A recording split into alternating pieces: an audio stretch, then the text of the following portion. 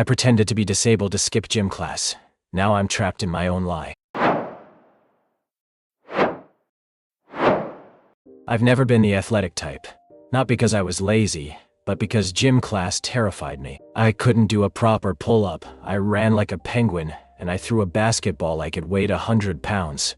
I was always the last one picked for teams, and even worse, I was the go-to punching bag for jokes, especially from guys like Zach, football team captain, perfect jawline and zero empathy. So when we got our new schedule in 9th grade, and I saw that PE was every single day, I panicked. I knew I had two choices: either survive a year of humiliation, or find a way out. The idea came to me during biology class. The teacher was explaining neurological disorders, and how some of them don't always show clear physical symptoms. I raised my hand and asked, if someone has trouble with muscle coordination, would it always be visible? He replied, sometimes yes, sometimes no. It depends on the severity. That was all I needed. I decided to fake a mild motor dysfunction. Nothing too dramatic, just slight balance issues and a bit of awkwardness with fine motor skills. The next day, I came to school holding my backpack in one hand like it was hard to grip. I started walking a little unevenly, accidentally, tripping during drills, and hesitating when grabbing things like a ball or pencil. Nobody really questioned it. The gym teacher just said, if you've got a doctor's note, you can sit on the bench. By the end of the week, I brought in a fake note. I knew a guy online who specialized in custom forms, FAKED notes, whatever. Cost me $50, but it worked. From that day on, I never had to run laps, never had to climb ropes, never had to be anyone's joke again. I'd sit on the bench, scroll through my phone, or help track attendance for the teacher. Kids stopped mocking me. Some even acted nicer, treating me like I had something fragile going on. For a while, it was heaven. But lies, especially ones that gain sympathy, come with chains, and I was about to get tangled in every single one of them. The first real problem didn't hit me until a school-wide charity event was announced. It was a 5K run to raise money for our classmates' medical bills.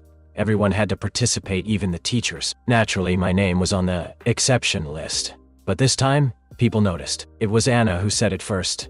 Hey, you're not running either. I thought your condition wasn't that serious. Anna wasn't just anyone. She was smart, observant, and beautiful in the kind of quiet way that made you want to tell her everything.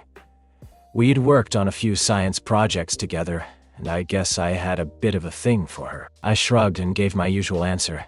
It's a coordination disorder. Long distances are tricky for me. She nodded, but the look in her eyes wasn't convinced, and that bothered me way more than it should have. Later that day, during lunch, I overheard her talking to Zach. I just don't get it, she said. He seems fine most of the time. He runs to catch the bus like everyone else. Zach laughed. I told you that guy's faking it. He just wants out of gym class. The blood drained from my face.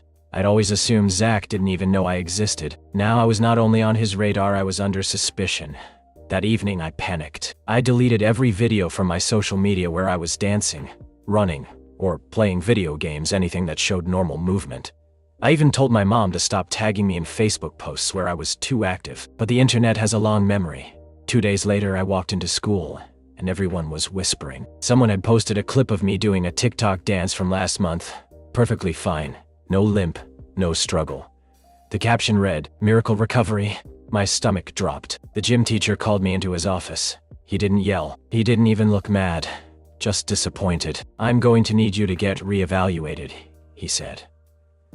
"Bring another doctor's note from a real clinic this time." I nodded slowly, trying to keep it together.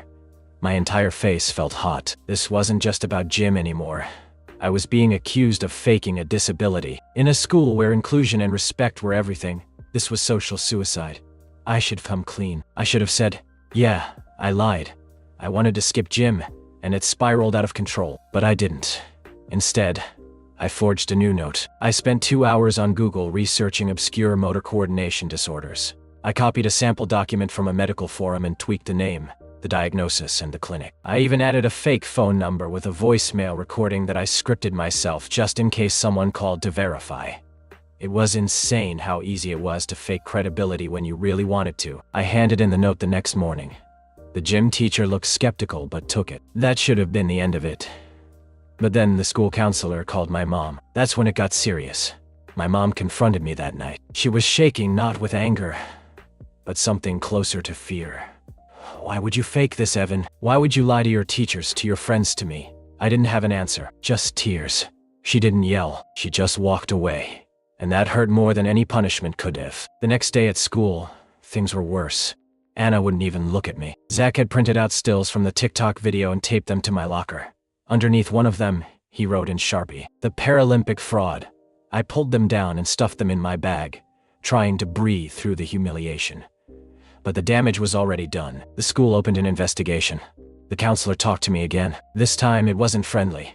"We need the name of your doctor, Evan," she said. "A real one. If you can't provide that, we have to take disciplinary action." So I did something I never thought I would.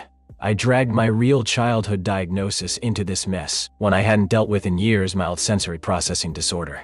It wasn't enough to exempt me from gym, but it was real. "That's what I meant," I told her. "I exaggerated it, but I didn't invent it." She stared at me, clearly not buying it. "Why would you exaggerate something like that?" I didn't say it out loud, but the truth hit me hard, because being invisible felt worse than being hated. The school gave me 2 weeks of in-school suspension. I had to sit in a silent room and do my classwork alone.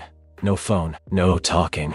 Just me, a desk, and my thoughts. At first I felt like I'd gotten off easy. No expulsion, no permanent record. But the real punishment came from outside the walls of that room. The TikTok had gone viral. Like, millions of views viral. Somehow someone had scraped my last name from a comment I left on a classmate's video. And then it started. People found my Instagram. Someone found my mom's Facebook. There were memes of me pretending to limp, fake GoFundMe pages in my name, and even a deep fake video of me fake crying on Oprah. The hashtags were brutal. Crutch kid, disability, dupe, gym fraud. I deleted every social account I had. But it was too late. The internet wasn't just watching. It was laughing. Anna finally texted me. "Anna, you made me feel sorry for you. I told my dad about you. He's in a wheelchair. Do you know how that makes me feel now?" I typed 100 responses, deleted everyone. Instead I wrote, Me, I'm sorry." She never answered. A week later I overheard my mom crying on the phone with my uncle. "I just don't understand why he did it. He used to be such a good kid. I wasn't a bad kid. I wasn't a sociopath. I was just so tired of being average. You know what the worst part is? I started missing the high, the rush of attention, the way people looked at me with pity. Sure, but also with care. I missed Anna watching me. I missed teachers checking in. I missed being relevant. There's a word for it. Munchausen's. I looked it up. I stared at that Wikipedia page for an hour. Was that me? I didn't want it to be, but maybe it was. When you're 15 and dumb, you don't always think about consequences, but you always remember the moment people stop looking at you the same. Even the janitor at school wouldn't make eye contact anymore. The weeks that followed were the hardest I'd ever faced. I was invisible and everywhere at the same time. No one wanted to be near me. But the memes and videos were still everywhere. Even outside of school, at the grocery store or the park, I caught people whispering or staring. It felt like a punishment with no end. My parents tried to help. My mom took me to therapy sessions, and my dad tried to talk. But I shut down. I didn't want their pity or their "just be yourself" advice. I wanted things to go back to how they were before. One day, Anna showed up at school. Not with the usual smirk or the mocking words, but with something different in her eyes. "Anna, I was wrong about you. I didn't get it. I just thought you were faking it for attention. But I see now, you were struggling." I didn't know how to respond. After everything, it was the first time someone had seen me without judgment. That conversation didn't fix everything. The internet storm was far from over. But it was a start, a crack in the wall of isolation. At home, I began to write again. No one knew, just pages and pages of my thoughts, raw and unfiltered. It wasn't art for sale or viral fame, just me trying to understand who I was beneath the lies. I realized something. I wanted to reclaim my story, not as the kid who faked an injury, not as the joke everyone laughed at online, but as someone who could find strength even when everything seemed lost. So, I started small, a blog, anonymous at first. Slowly, I shared pieces of my truth. People responded. Some shared their own struggles. Others sent messages of support. For the first time in months, I felt heard. The hardest lesson I learned? Sometimes the worst battles are the ones inside your own head. And the bravest thing you can do is face them head on, even if it means admitting you were wrong. After months of keeping my writing private, I finally decided to reveal my story publicly under my real name. I posted a long essay, on a popular platform, explaining everything. The injury, the isolation, the bullying, and how I finally found the courage to speak up. The response was overwhelming. Thousands of people read it, shared it, and sent messages. Some told me their own stories of being misunderstood or judged. Others simply said, "Thank you for being honest." Even Anna reached out privately. She apologized sincerely, saying she had learned a lot from what I wrote. We didn't become best friends overnight, but the hostility was gone. Sometimes, that's enough. At school, things slowly changed. The viral memes stopped spreading. People still remembered, but the cruelty faded. Teachers even started a campaign about empathy and kindness after my essay gained attention. At home, my relationship with my parents improved. They saw the real me behind the rumors and the memes. My dad, who had been distant, began asking how he could support me better. My mom stayed patient and always reminded me I was not alone. Most importantly, I stopped hiding from myself. I kept writing not for others, but for me. The pain didn't disappear overnight, but I learned to live with it, to let it make me stronger, not smaller. Sometimes life throws you into the darkest places, but it doesn't mean you have to stay there. Looking back, I realized that what hurt me the most wasn't just the injury or the bullying, it was feeling invisible, unheard, and misunderstood. But now, I am visible. I am heard, and I am ready to move on. If you like this video, please subscribe for more.